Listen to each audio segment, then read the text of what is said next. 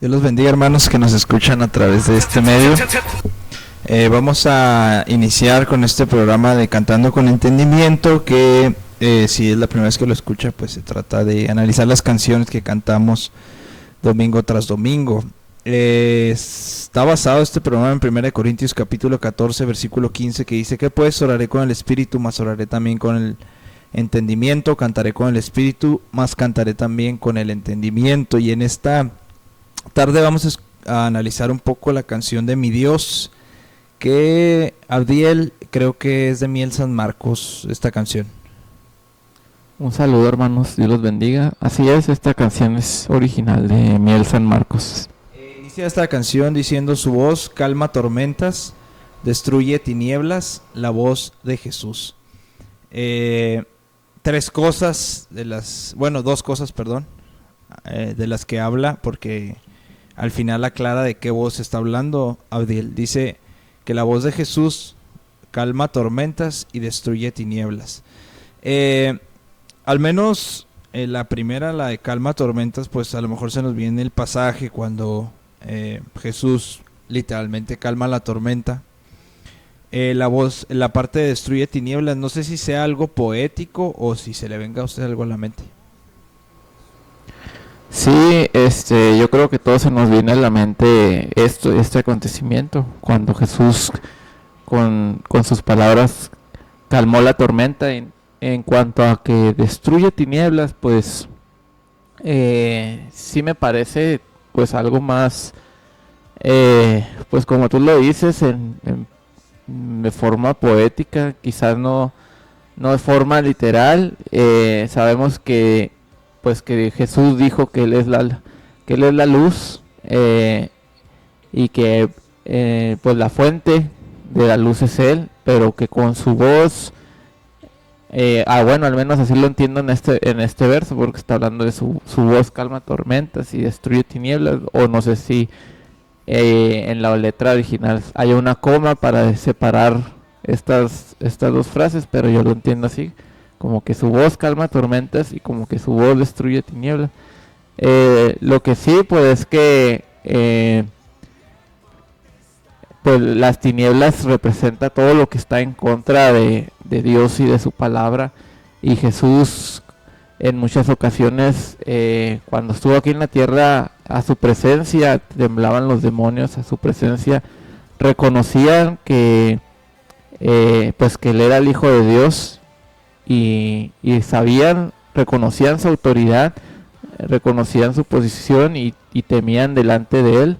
Entonces lo que sí es que a la presencia de Jesús, el Hijo de Dios, pues todas estas tinieblas no prevalecen.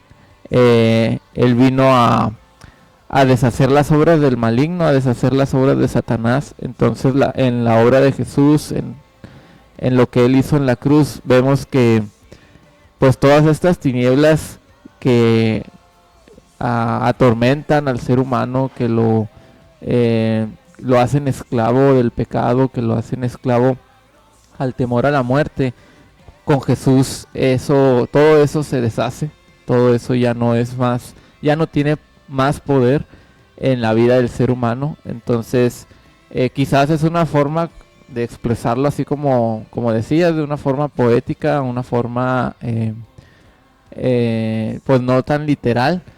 Lo que sí pues es que a la presencia de Jesús, todo esto que se opone al conocimiento de Dios pues se deshace en la vida del ser humano. Todo esto que lo esclaviza al pecado, para que vivan tinieblas, para que vivan engaño, solamente con Jesús es como va a ser libre de todo esto. Entonces pues sí, me parece más una forma de expresarlo, más del autor, porque al menos a mí no se me viene algo de la escritura que habla acerca de la voz, que la voz de Jesús destruya tinieblas, ¿no? Ahorita que hablaba, pensaba un poco en la voz, cuando dice la voz destruye tinieblas. No sé qué piensa usted, Samuel, de que no sé si es que bueno, pues es lo mismo que siempre hemos dicho, no meterse a la mente del autor es complejo. Podría ser pero se me viene a la mente en la creación, cuando dijo Dios sea la luz, y fue la luz.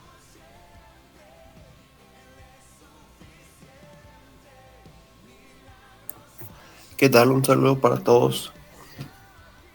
Pues también pensaba en eso. Como bien mencionas, ah, sería meternos en la cabeza del autor. En la primera parte del primer verso, pues está muy clara la referencia bíblica. La segunda, pues pudiera tomar muchas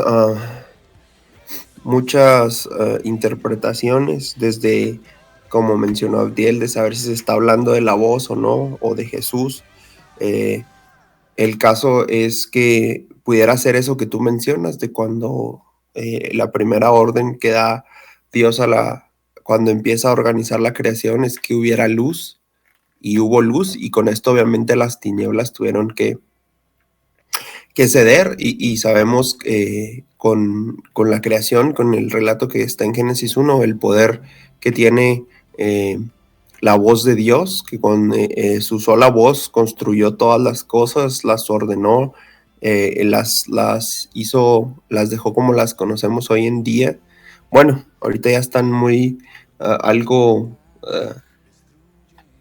devastadas por nuestras acciones, por el pecado, pero sabemos lo que tiene de poder la voz de Dios. E incluso se me viene a la mente también cuando Jesús, que anduvo aquí en la tierra, le habla a Lázaro, y esas tinieblas de muerte, que también pues es como una forma poética, como lo mencionaban, pues fueron destruidas porque Lázaro salió después de estar 3 días muerto. Entonces, quién sabe, es difícil meterse en la mente de los autores, pero sí me parecería un buen ejemplo ese de la creación, cuando con su sola voz la luz fue creada, y las tinieblas tuvieron que obviamente desaparecer frente a la luz. Y dice la segunda parte del verso, dice: su amor levanta al caído, camina conmigo el amor de Jesús. Esta parte, pues, no sé, Samuel, continúo contigo. No sé cómo la veas, si es un poco también poética, y sobre todo me llama a mí la atención, y podría preguntar a qué se refiere con el caído. Si se refiere al no salvo, o si se refiere a un cristiano que se ha alejado. No sé cómo veas tú esta parte del verso. Pues sí, de nuevo volveríamos a lo que mencionábamos hace un momento. Es difícil saber el significado que el autor quiso darle, a menos de que platicáramos con él, con quien quiera que compuso la letra. Lo que sí es que sin duda para mí tiene mucho de poesía por la segunda parte, sobre todo cuando dice que el amor de Jesús camina conmigo. En cuanto a la primera parte de la estrofa, el caído que mencionas, pues puede aplicar para las dos cosas, porque sabemos que Dios puede salvar, que sería el caído que vive en el pecado, y también restaura a aquel que en la carrera no ha tenido alguna dificultad y ha caído, pues Dios tiene el poder para levantarlo. Entonces pudiera aplicar de las dos maneras, y se hace referencia al amor de Dios, que sabemos todo lo que conlleva. Está en 1 Corintios 13, y este es un punto que a veces se batalla un poco porque queremos aplicar este término amor y definirlo bajo los conceptos que se usan hoy en día, bajo la forma en que el mundo lo ha definido, cuando deberíamos siempre remitirnos a las escrituras para saber qué es el amor, porque es cuando el Espíritu Santo inspiró al apóstol Pablo para decirnos qué es el amor, y es por el estándar que deberíamos regirnos, y es hablar del amor de Dios, pues es un no acabar. El amor de Dios se muestra de muchas maneras, está presente de manera continua en nuestras vidas, lo podemos, somos testigos, yo creo, cada uno de nosotros, y nos acompaña. Quizás esta parte es la parte poética de que camina conmigo. Pudiéramos tomarlo de esta manera, que nos acompaña. Cuando alguien camina con nosotros, pues nos va acompañando. Si vamos a algún lugar que ya se usa menos, recuerdo cuando todavía estaba allá hace unos años, pues cada vez la gente caminaba menos. Acá ni se diga, aquí nadie camina por las calles casi siempre están desiertas de peatones, a excepción de algunas partes donde anda la gente indigente, o la gente que anda drogada, anda caminando por las calles, pero es muy raro ver a gente transitando por las calles. Lo que sí es que el caminar con alguien pues significa compañía, significa pues precisamente esto de no dejar solo a alguien, de ir con él a donde quiera que vaya. Así es el amor de Jesús, y de esto creo que también todos somos testigos, de cómo su amor nos ha sostenido, su amor nos ha dirigido, nos ha preservado, nos ha perdonado, y pudiéramos seguir añadiendo verbos de todo lo que el amor de Dios ha hecho en nosotros y por nosotros. Y creo que pues sí es una referencia poética desde la salvación, y Dios no solamente salva a la persona, sino que después de salvarla, después de restaurarla, va con ella, nos lleva hasta la meta. Si no, no sería posible. Nosotros no podemos llegar hasta la meta por nuestras propias fuerzas. Es Dios quien nos lleva de la mano, quien está con nosotros, quien nos ayuda. Es la única forma en que el caminar en esta vida es posible.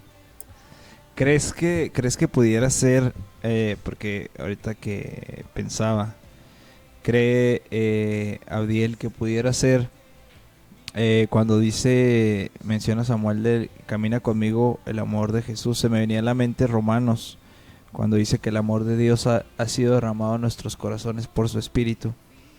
Y también se me venía también en Romanos cuando dice que ¿quién nos separará del amor de Dios que es en Cristo Jesús?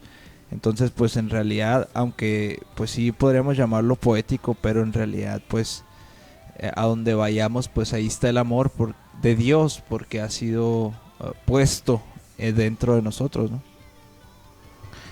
Sí, precisamente a mí también se me venía a la mente ese pasaje que mencionas, que nada nos separará del amor de Dios.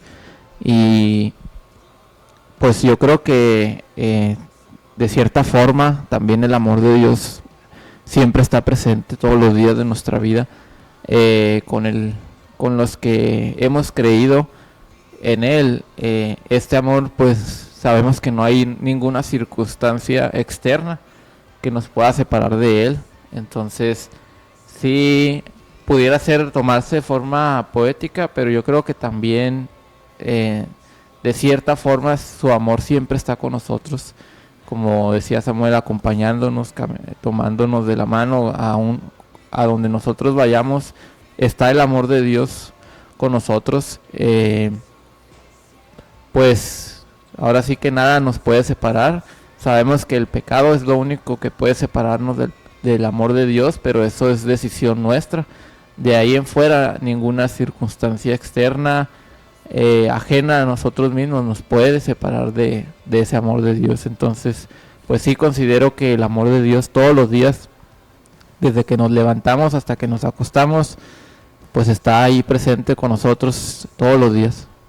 Dice la parte del coro, la primera línea dice, mi Dios todo lo puede. Cuando hacemos esta declaración, Bárbara, nos referimos obviamente al poder de Dios, y una de las características que tiene el poder de Dios es precisamente esto que menciona, que todo lo puede. Después vienen las ¿cómo se llaman? Sobre todo en el puente, las cosas como que a nosotros nos parecen imposibles, pero que para Dios no es difícil porque Él todo lo puede. Es algo que la misma palabra dice y que por ella podemos confirmar, y sin embargo no tan solo por ella, sino también por el testimonio de años atrás. Es algo que a mí me parece muy sorprendente por el hecho de que al leer en la palabra leemos cosas demasiado impresionantes que se hicieron por mano de Dios. Leemos desde cómo se creó el mundo entero, cómo inició el tiempo, digámoslo de esa manera, como un mar se abrió en dos, un pueblo que fue testigo de una columna de nube y de fuego.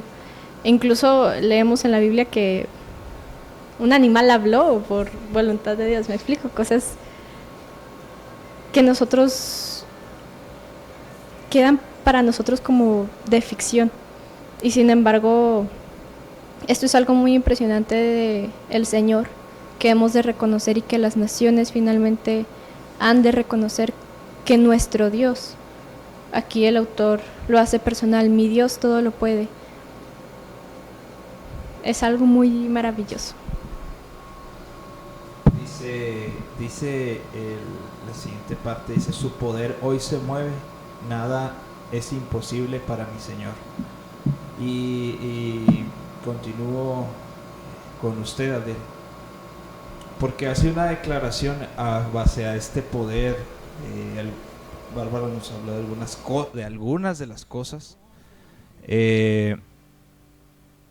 Sin embargo, hace una declaración esta canción que dice su poder, o sea, ese poder que creó el universo, que lo que mencionó, algunas de las cosas que mencionó ahorita Bárbara, dice su poder hoy se mueve, y habla de que nada es imposible para mi Señor.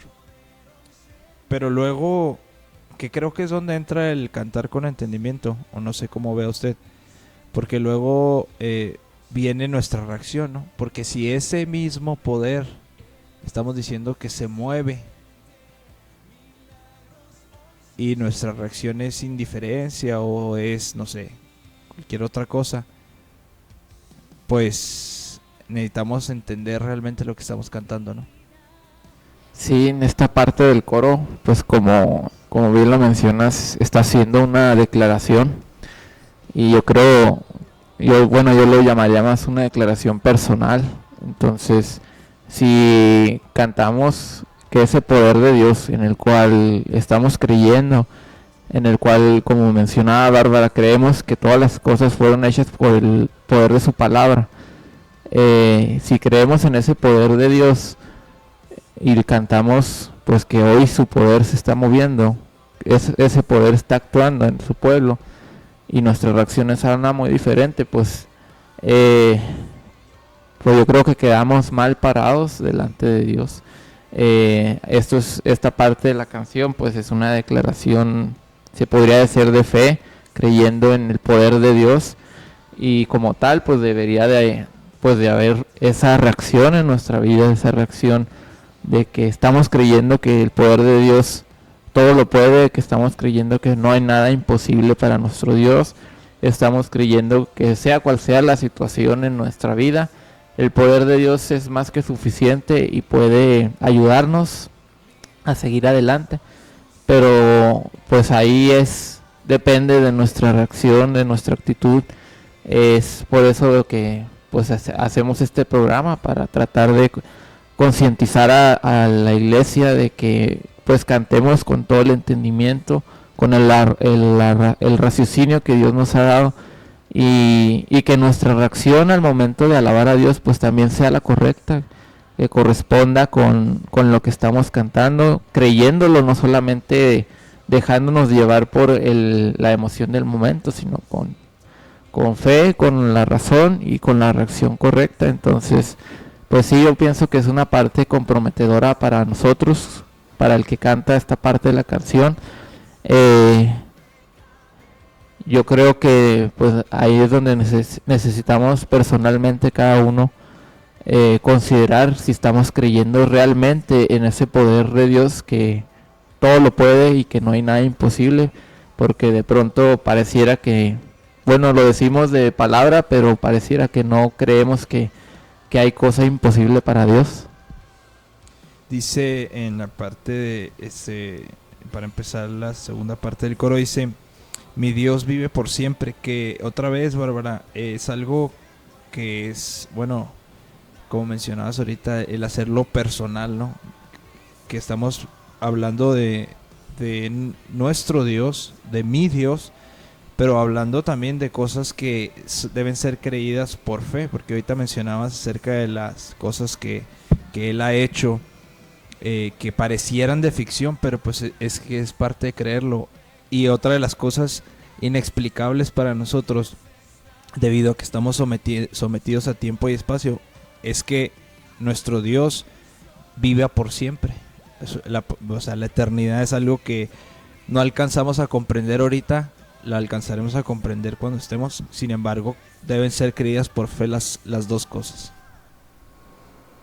Cuando se trata de hablar sobre la eternidad de Dios y su existencia, y no sé bien si esa palabra pudiese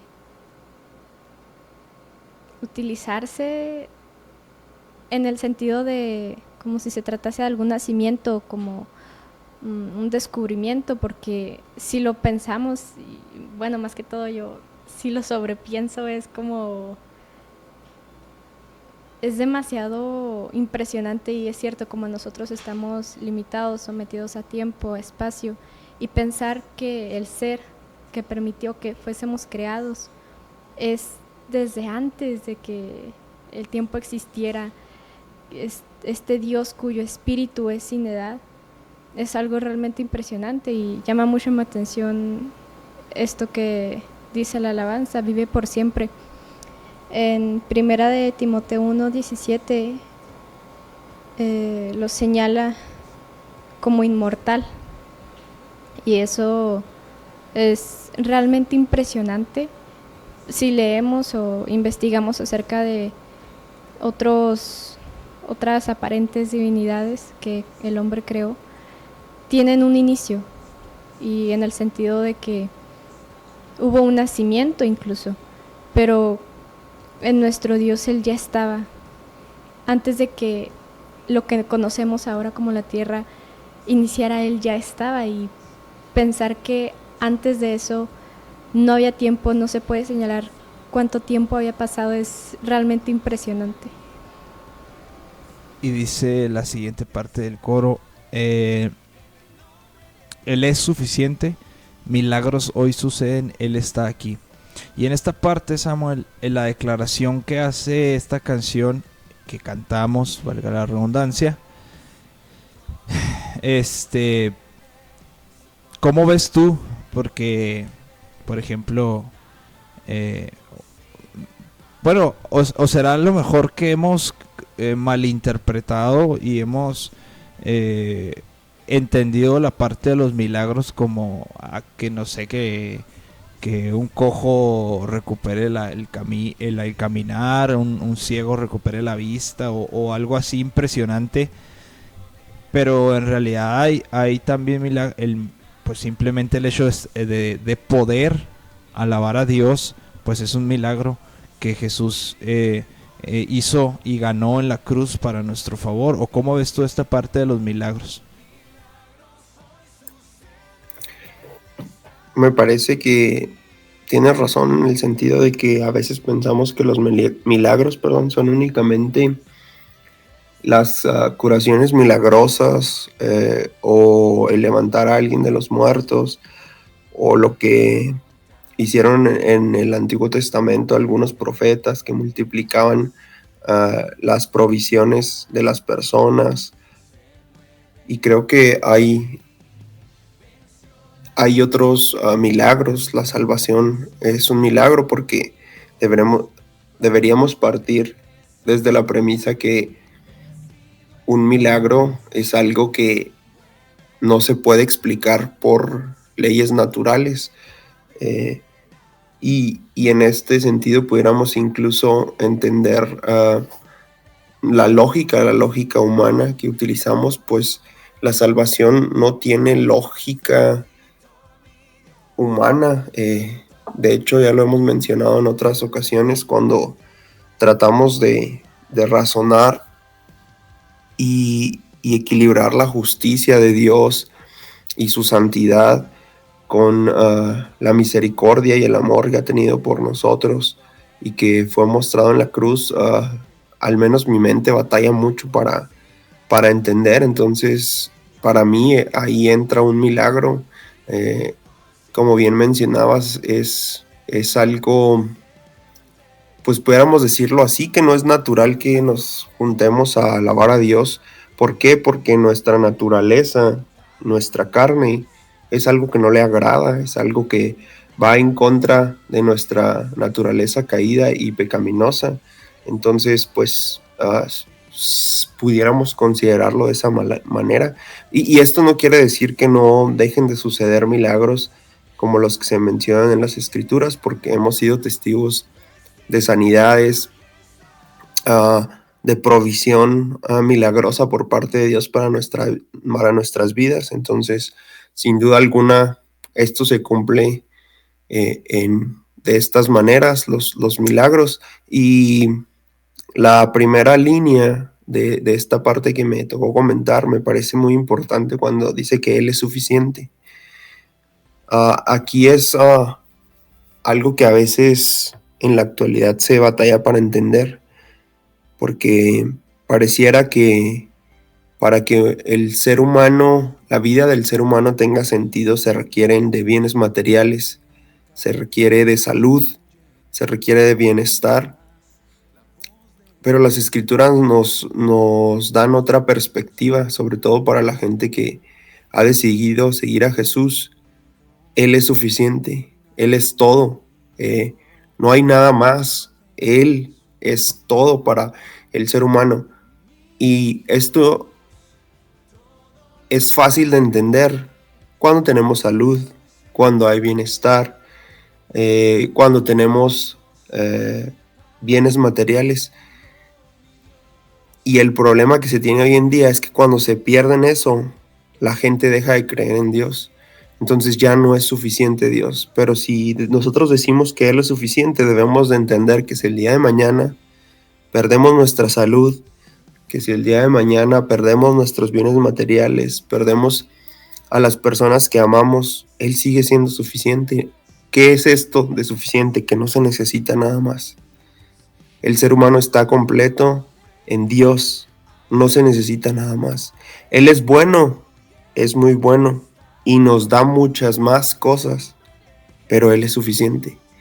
Y debería ser la premisa sobre la cual deberíamos vivir, que Él es suficiente, para que cuando vengan las pérdidas, que tarde o temprano vendrán de una o de otra manera, nuestra fe esté inquebrantable y nada nos pueda mover de saber que Él es suficiente. Seguimos a Dios porque Él es Dios, porque nos ha salvado. No lo seguimos como hacían muchos cuando Jesús caminó por esta tierra, por los panes y los peces, por los beneficios. Eso no es así, lo seguimos porque en Él estamos completos. Entonces, me parece que esta es una frase que si la cantamos con entendimiento, es una frase muy poderosa por todo lo que conlleva. Y para finalizar esto, pues dice, Él está aquí. Y es una promesa que Jesús hizo, que donde estuvieran 2 o 3 reunidos en su nombre, Él iba a estar en medio de ellos. Debemos de tener esa convicción, y creo que es algo que todos lo hemos experimentado, que cuando se reúnen los hermanos juntos en armonía, ahí está Dios, ahí está presente en medio de la alabanza de su pueblo. Cuando se comparte la escritura, Él está presente. Entonces es una gran bendición, y es algo por lo que deberíamos estar agradecidos, que Él está en medio de su pueblo, con su presencia y guiando a su pueblo. El verso 2 dice, su vida Él dio por mi vida, vendó mis heridas, mi vida es Jesús. Aquí para mí hay 3 partes, Adil. La primera es la sustitución, ¿no? Su vida Él dio por mi vida. La segunda es la restauración, vendó mis heridas. Y la tercera es la santificación, cuando dice mi vida es Jesús. No sé si lo vea usted de esta manera, pero esta línea para mí tiene una... O sea, abarca todo lo que es la salvación, básicamente. Sí, es muy interesante esto que estás comentando, porque yo no lo había visto de esta manera, pero sí es verdad que está de cierta forma resumiendo el Evangelio, porque pues está hablando del sacrificio de Jesús, está hablando de la sustitución en la que Él puso su vida en lugar de la nuestra, y ahí es donde vino el perdón, ahí es donde vino la justificación de nuestros pecados, de nuestra maldad, de todo lo que nosotros merecíamos. Ahí fue saldada la cuenta. Y luego menciona esto, vendó mis heridas, y esto es algo que a mí me parece muy maravilloso también, porque no solamente el Señor nos perdonó, no solamente nos salvó y nos soltó al ruedo así a ver cómo le hacemos, no, sino que nos restaura, nos sana, quita todo el pasado que nos había dañado, lo sana y lo vuelve a hacer nuevo, porque una vez que hemos creído, dice la escritura que somos nueva criatura. Entonces todas las cosas en nosotros son hechas nuevas, y que tenemos la oportunidad de volver a empezar. Y luego, si esto fuera poco, pues no tenemos la promesa de la vida eterna con Jesús.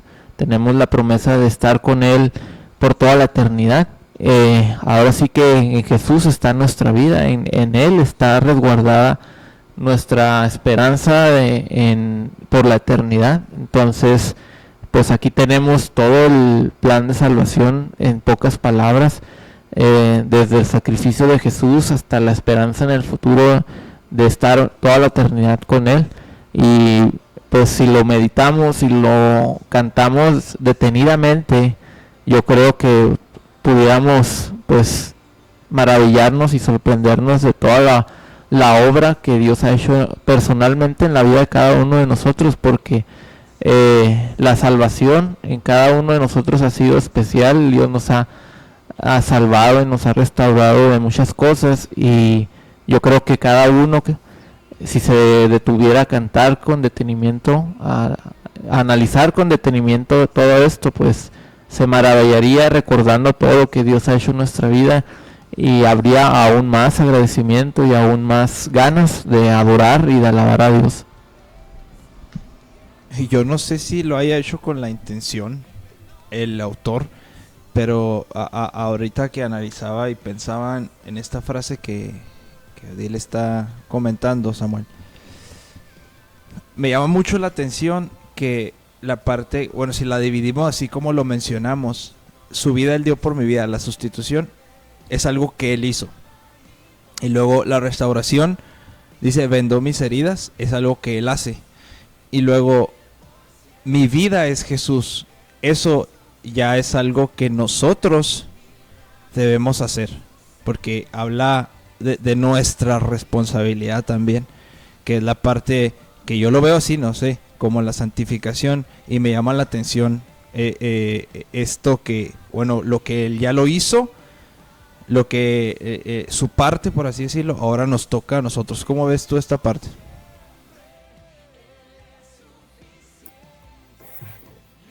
Pues creo que va de acuerdo con la manera que a mí me parece la forma correcta de ver el proceso de salvación y de santificación de una persona. Sabemos que, sobre todo en los círculos teológicos, es mucha la información, son muchos los libros, los sermones que se han predicado acerca del calvinismo, y es lo más, pudiéramos decir, lo más popular en nuestros días. Pero para mí creo que siempre está la voluntad del ser humano. Como lo mencionas, lo primero que hizo Dios es mandar a Jesús para morir por nosotros, para darse en propiciación por nuestros pecados. Eso ya está hecho, pero entonces el ser humano tiene que tomar la decisión de aquello que era predicado, de arrepentirse y convertirse, de cambiar la manera de pensar, de dar un giro de 180 grados y cambiar la dirección. Y cuando uno viene con todo lo que ha arrastrado por toda la vida, Él venda esas heridas, Él nos cura, Él nos hace, como dice las Escrituras, una nueva criatura. Y entonces nosotros tenemos que caminar. Y las Escrituras son claras al respecto. Debemos de correr la carrera que tenemos por delante, puestos los ojos en Jesús. Hay reglas. Debemos de correr cumpliendo con estas reglas para no ser descalificados, como también dice las Escrituras. Entonces, esto es algo que tenemos que hacer nosotros. No estamos solos, no vamos a hacerlo por nuestros propios méritos, Dios nos va a ayudar, pero tenemos que tener la decisión de querer, entonces sí, que nuestra vida sea Jesús, que queramos ser como Él, que queramos seguir sus mandatos, que queramos vivir como Él nos dejó la enseñanza. Esa es una decisión que se tiene que tomar y es algo que se debe hacer. Con esto no digo para nada que el ser humano tenga mérito alguno en este proceso, simplemente es la decisión de hacerlo, y en este caminar Dios nos va ayudando, Dios nos va perfeccionando, Dios nos va moldeando a la manera de Jesús, pero es algo que el ser humano tiene la decisión y la potestad de hacer, de decir, quiero seguir a Jesús, quiero obedecer. Esto es algo que el ser humano decide y que me parece que es vital y es algo importante que nos corresponde a nosotros. Ya todo lo demás lo hizo Él, y en un futuro de nuestra vida, cuando seguimos sus pisadas, Él seguirá haciéndolo todo, pero nosotros debemos tomar esas decisiones. La siguiente parte del verso dice: en su nombre hay sanidades, huyen potestades en el nombre de Jesús. Es para mí muy parecido a la primera parte del verso 1, cuando dice su voz, y luego habla de cosas que hace la voz, y luego ya dice la voz de Jesús. En esta parte es al revés, ¿no? No, de hecho es igual. En su nombre, y lo dice en cuál nombre, que es en el nombre de Jesús. Y habla de dos cosas, Samuel. Continúo contigo, dice, hay sanidades y huyen potestades. Me pregunto aquí, o la pregunta que yo puedo hacer al menos aquí en esta parte es, esta parte tiene que ser en el nombre de Jesús, porque la parte de las sanidades y de las potestades, que pues podríamos llamarlo que es un ámbito en un sentido espiritual, y me refiero a que si es en el nombre de Jesús, no porque no deba ser así, sino simplemente porque no sé si va dirigida la oración al Padre o al Espíritu Santo, porque luego está este conflicto por ejemplo, como el conflicto del bautismo, ¿no? El nombre del Padre, el Hijo y el Espíritu Santo, en el nombre de Jesús. ¿Cómo ves tú esta parte del verso? Creo que hemos hecho conflictos de cosas que desde mi punto de vista son un poco intrascendentes y que ni siquiera están en las Escrituras, porque Los unitarios, los apostólicos, defienden que se debe bautizar por el nombre de Jesús. Y la Escritura simplemente dice que se debe hacer en el nombre del Padre, del Hijo y del Espíritu Santo. ¿Cuál es ese nombre? Pudiera ser el nombre de Jesús, pudiera ser el nombre de Jehová, o el nombre que no sabemos cómo se pronunciaba de Dios. No sabemos.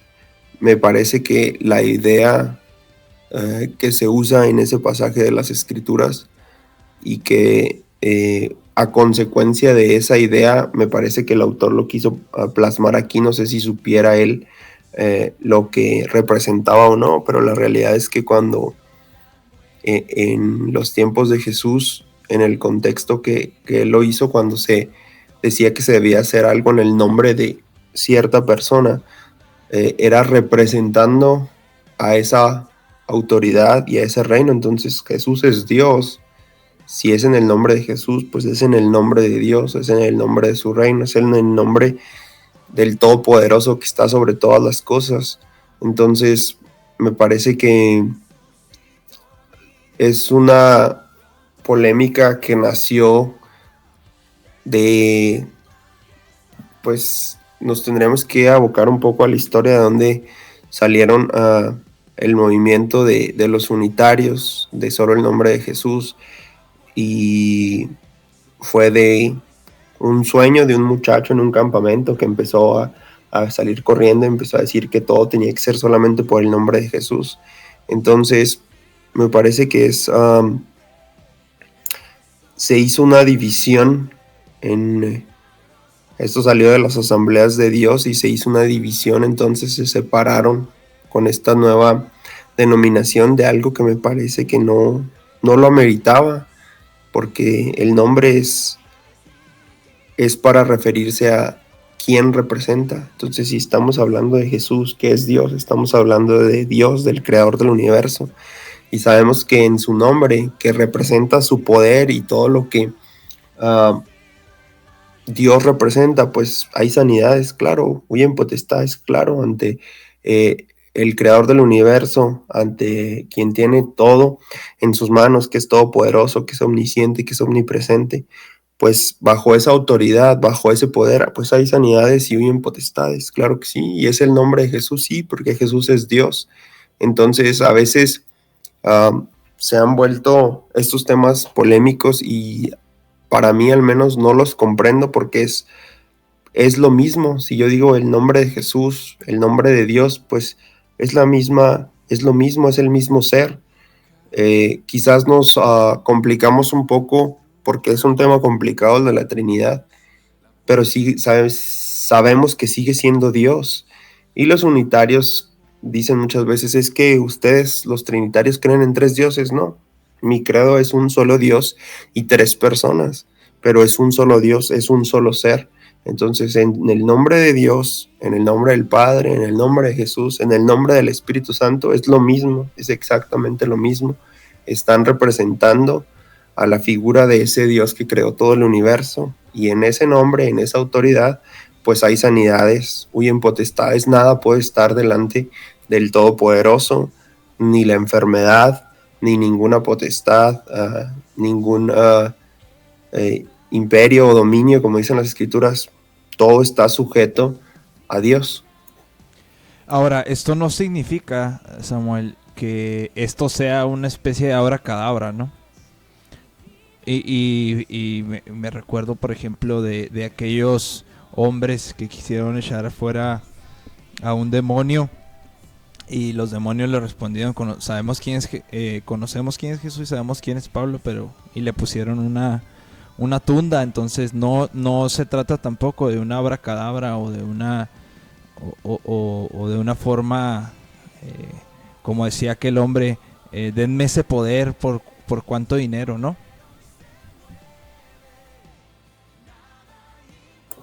Sí, no es una fórmula mágica decir en el nombre de Jesús. No funciona de esta manera. Hay personas que en la acción, en lo que hacen, demuestran que creen de esta manera, que es una varita mágica decir en el nombre de Jesús.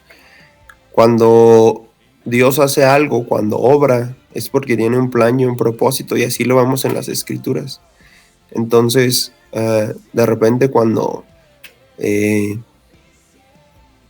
yo hace mucho que no veo, pero cuando alguien me comentaba, es que mira este video de esto que pasó, que esta persona convierte el agua en vino, que tal persona que llovieron polvos de oro.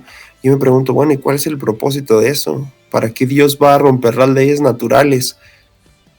¿Cuál es el propósito? Si no tiene ningún sentido, para mí no fue Dios el que lo hizo, o al menos siempre estará en mi mente la duda. Tampoco podemos ser dogmáticos y decir, no, jamás, no, Dios no fue, porque pudiéramos caer en un terrible error de adjudicarle a algo que no es Dios una obra que está haciendo Dios, pero la realidad es que no es magia. Dios obra, pero obra con un propósito.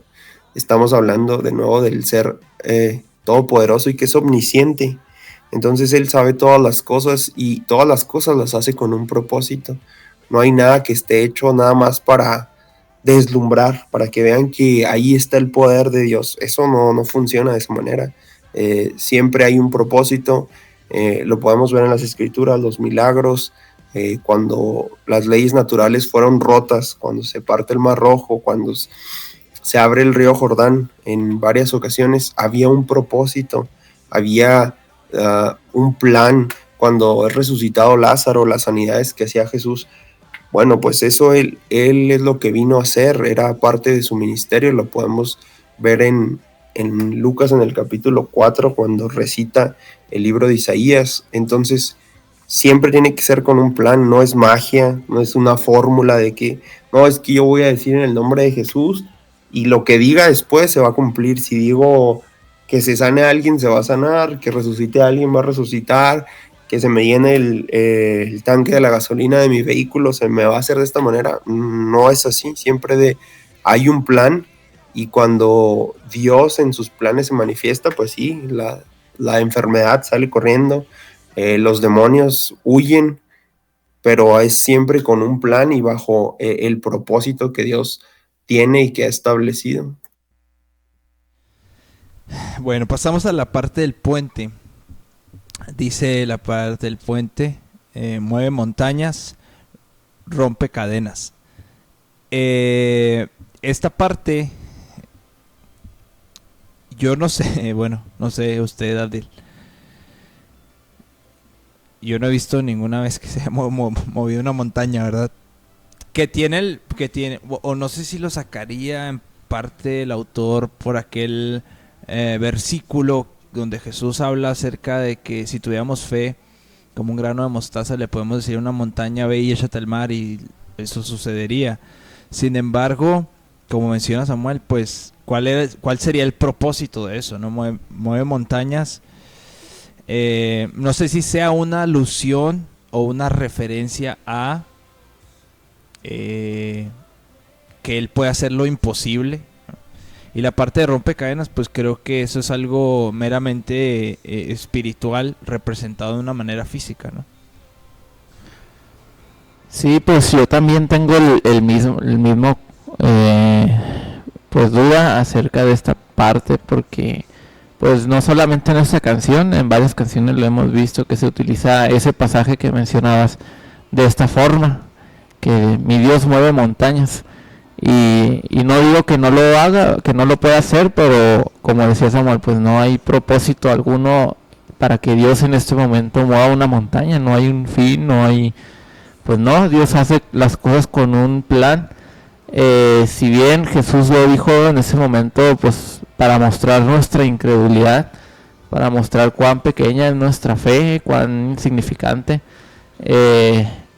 pero pues de que Dios tiene todo el poder para mover montañas, pues por supuesto que lo tiene.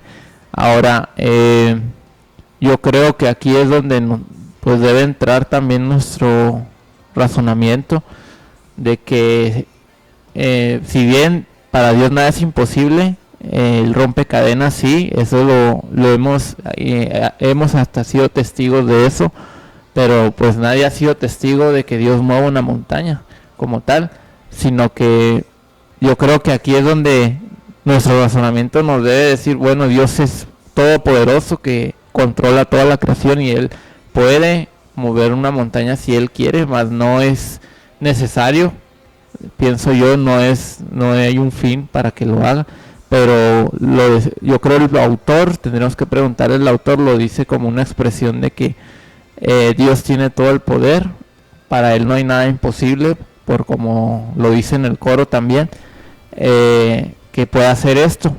Entonces yo creo que para nosotros los creyentes, la iglesia que estamos cantando, pues sí debe entrar ahí nuestro propio criterio de que no está hablando de literalmente Dios vaya a mover una montaña, sino de si estamos creyendo que Dios tiene todo el poder, si estamos creyendo de que para Dios no hay nada imposible.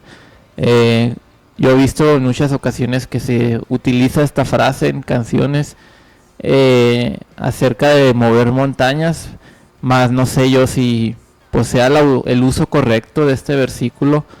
No sé qué pienses tú, Samuel, acerca de esto. Yo lo he visto en muchos casos de que dicen mover montañas en las canciones, más no. Yo creo que hasta en algunas ocasiones se puede como que dar una malinterpretación de lo que se quiere decir del versículo o de la frase que se está diciendo, más yo creo que, pues como decía, ahí entra nuestro criterio de que Dios no mueve la montaña, no mueve montañas de forma literal, sino que para Dios no hay nada imposible.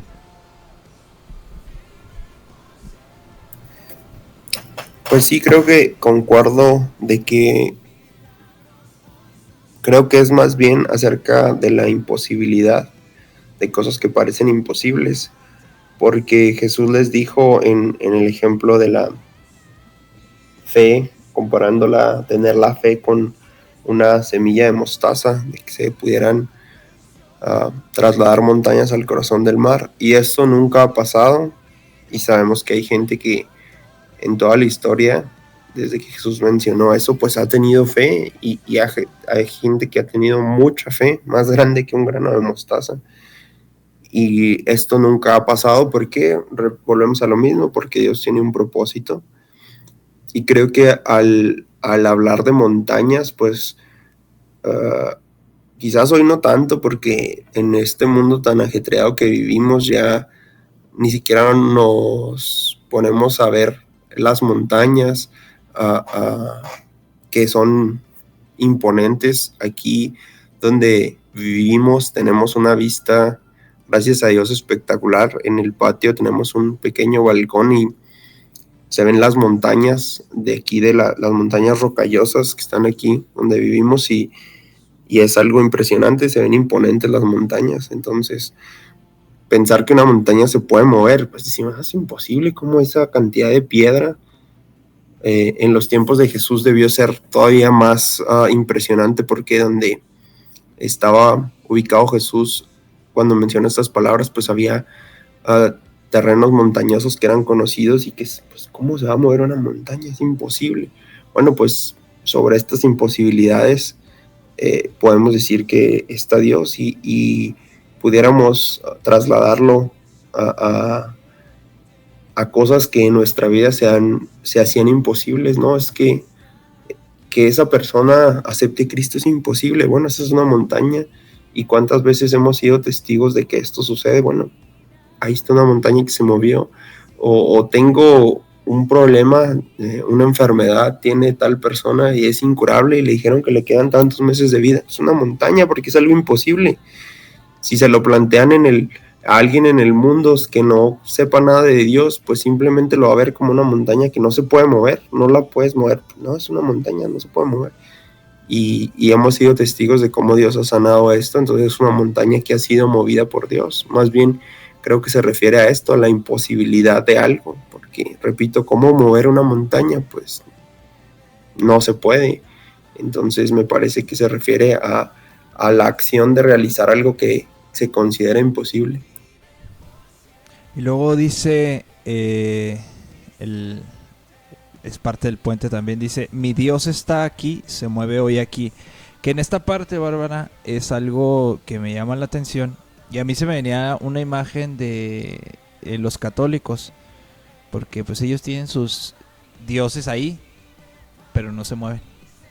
En cambio, nuestro Dios, tenemos la promesa que donde 2 o 3 están reunidos en su nombre, Él está ahí, pero no nada más está ahí como una figura, o una imagen, o un cuadro, o un pedazo de cerámica, sino Él obra, se mueve, porque Él es un Dios vivo.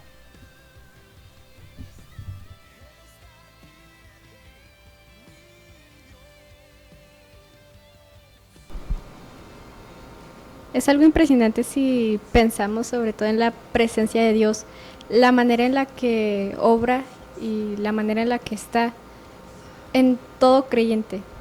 Es algo impresionante que no llegamos a comprender y sin embargo llega a ser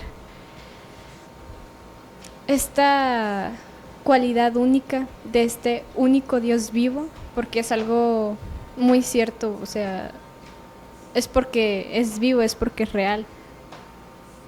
Vuelvo a lo mismo, una disculpa, pero si investigamos se darán cuenta que muchos dioses estaban como limitados y no estaban como tal en las personas, sino que tenían que bajar y hacer sus cosas, ¿no? Su presencia no era en todos lados como ocurre con nuestro Dios.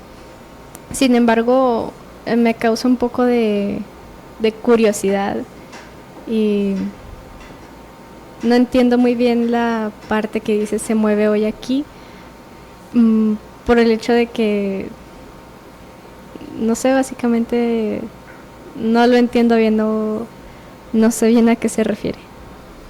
Creo que podríamos decir, Abdiel, que es parte de cuando hablamos de que se mueve, estamos hablando de que es un Dios vivo. Bueno, al menos yo así lo entiendo, ¿no? Que es un Dios, como dice el Salmo, tiene ojos y ve, tiene boca y habla, tiene oídos y escucha. Entonces eso no nada más es que está, sino que está vivo, vale.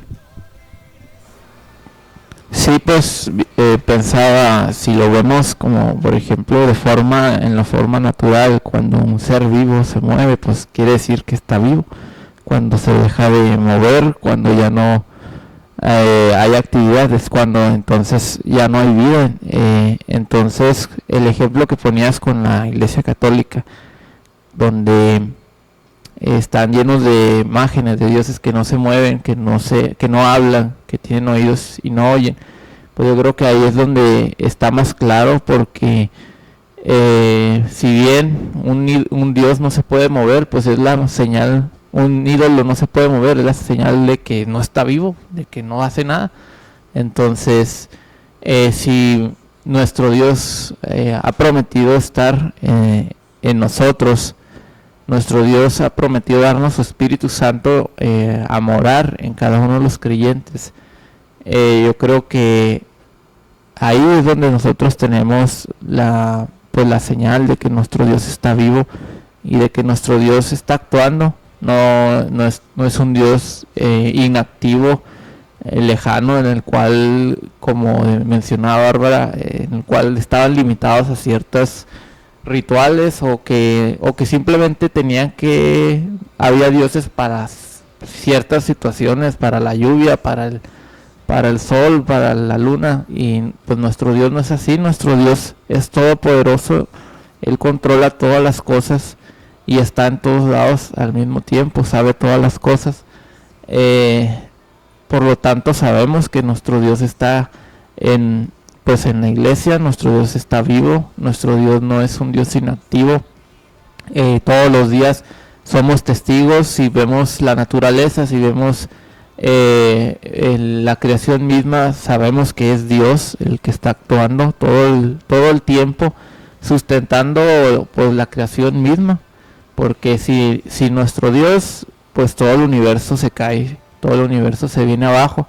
Entonces yo creo que todos los días podemos ser testigos de que nuestro Dios está vivo, de que nuestro Dios se mueve y está actuando.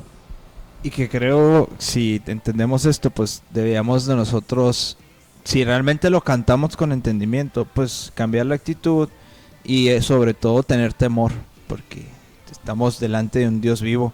Dice la parte del puente que sigue, dice, venció la muerte, resucitó mi Dios, pronto regresará vestido de majestad. En esta parte, Samuel, yo veo la permanencia de la fe, porque cuando dice venció la muerte, resucitó mi Dios, es algo que sucedió pues hace más de 2000 años y que hay que, bueno, sí, y que debemos creer. No fuimos testigos nosotros presenciales, pero debemos creer. Y luego viene la promesa que es pronto regresará vestido en majestad, que no lo hemos visto, pero que también debemos creer y debemos, dice la escritura, que son bienaventurados los que aman su venida. Entonces debemos, o al menos yo veo en esta parte del puente, como la fe no abarca una circunstancia temporal, sino que es lo que sucedió lo creo y lo que va a suceder lo sigo creyendo.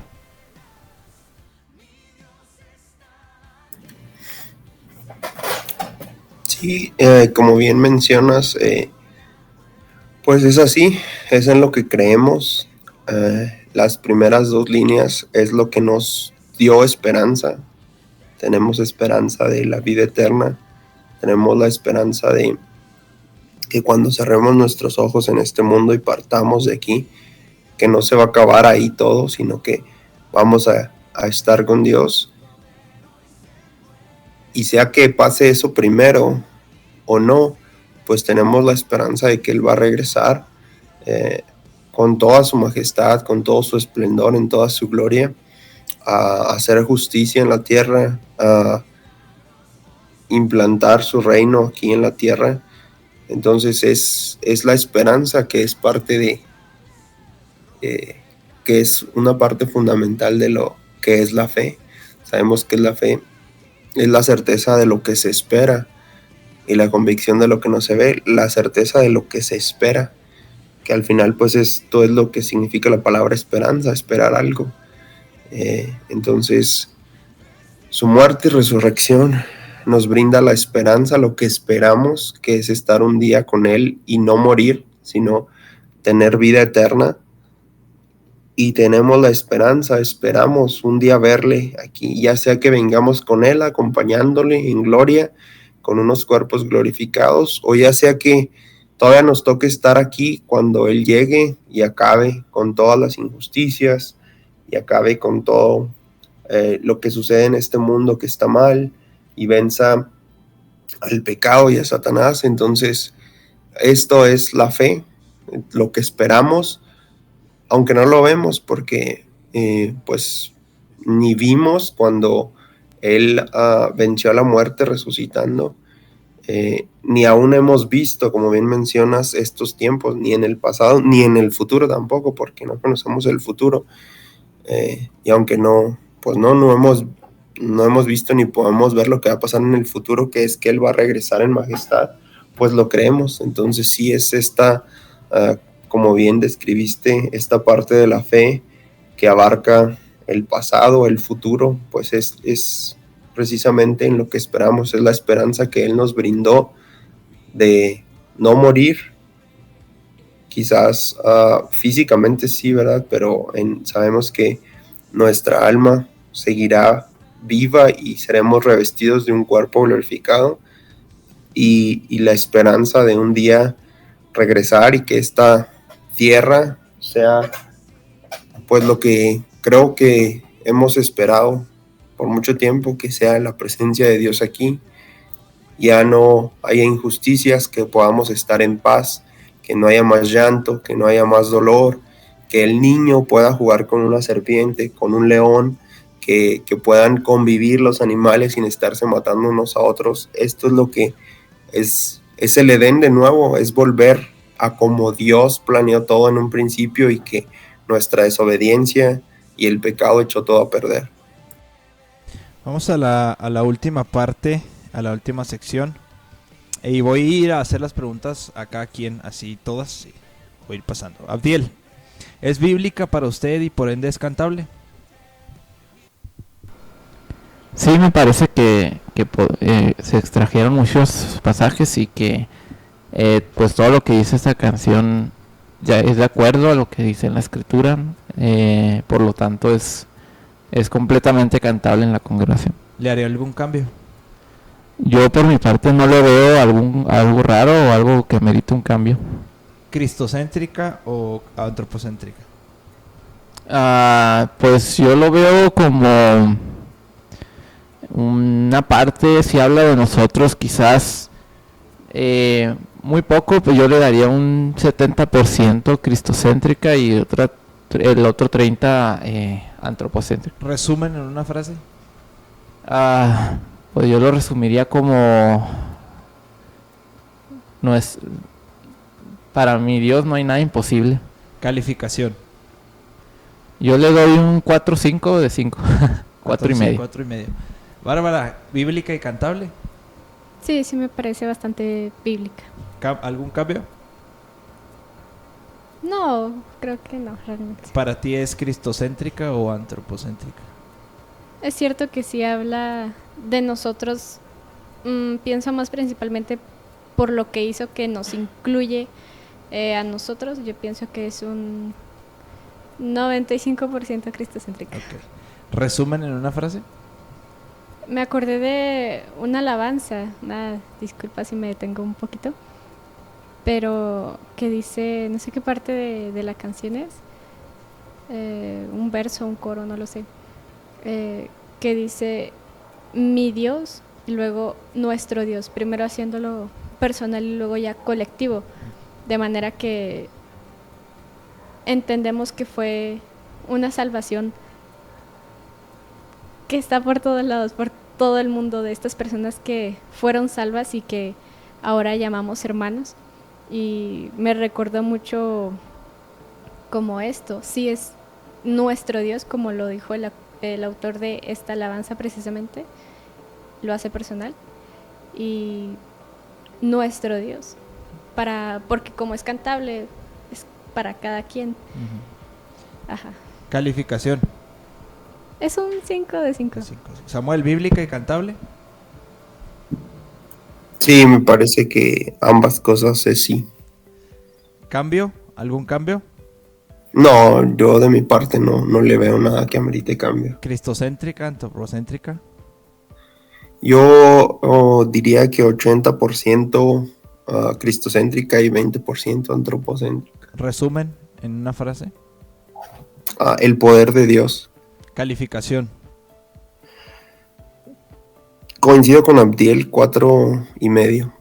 Muy bien, entonces con esto quedamos despedidos, hermanos. Gracias por escucharnos, por compartir. Si tienen alguna pregunta o alguna canción que quiere que analicemos, ahí lo puede dejar en la caja de los comentarios. Dios les bendiga. Gracias a todo el equipo.